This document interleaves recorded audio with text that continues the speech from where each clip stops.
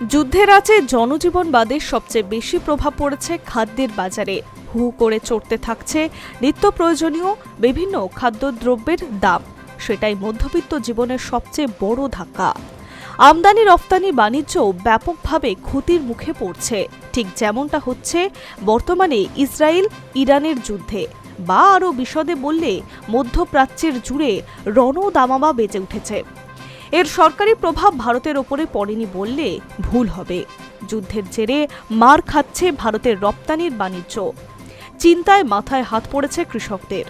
বিদেশে ভারতের সুগন্ধি বাসমতি চালের চাহিদা প্রচুর, কিন্তু আপাতত রপ্তানি থমকে রয়েছে। ফলে আগামী দিনে লোকসানের আশঙ্কা তীব্র হচ্ছে। পরিসংখ্যান অনুযায়ী দেশে যত বাসমতি চাল উৎপন্ন হয় তার ৭২% মধ্যপ্রাচ্যে রপ্তানি হয়। দেশের বাণিজ্য ক্ষেত্রে তা অতি গুরুত্বপূর্ণ। বাসমতি চালের সবচেয়ে বড় ক্রেতা ইরান এবং সৌদি আরব। এসব দেশে বিরিয়ানি তৈরিতে অপরিহার্য ভারতের সুগন্ধি চাল প্রয়োজন হয়।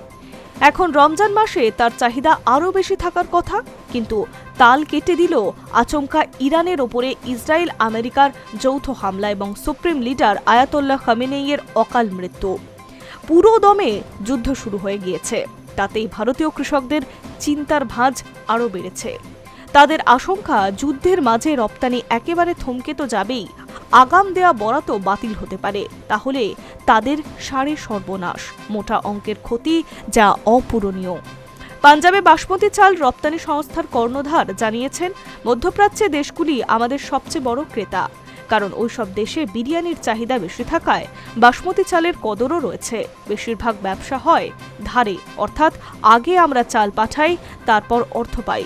এখনো পর্যন্ত চাল পাঠানোর পর অনেক টাকাই কৃষকরা পাননি, আর তাই আশঙ্কা হচ্ছে বিক্রির টাকা আদেও কি পাওয়া যাবে। ইরান সহ গোটা মধ্যপ্রাচ্যে যেভাবে হঠাৎ যুদ্ধ বেড়ে গিয়েছে, তাতে সিঁদুরে মেঘ দেখা যাচ্ছে। এই বিষয়ে অনিশ্চয়তাও কাটতে কেন্দ্রের দ্বারস্থ হয়েছেন পাঞ্জাবে বাসমতি চাল রপ্তানির কর্ণধার। কেন্দ্রের এক্সপোর্ট ক্রেডিট গ্যারান্টি কর্পোরেশনের মাধ্যমে কৃষকদের বিক্রির টাকা পাওয়া নিশ্চিত করতে চাইছেন তিনি। ২০২৪-২৫ অর্থবর্ষে ৬০ লক্ষের বেশি বাসমতি চাল রপ্তানি হয়েছে মধ্যপ্রাচ্যে।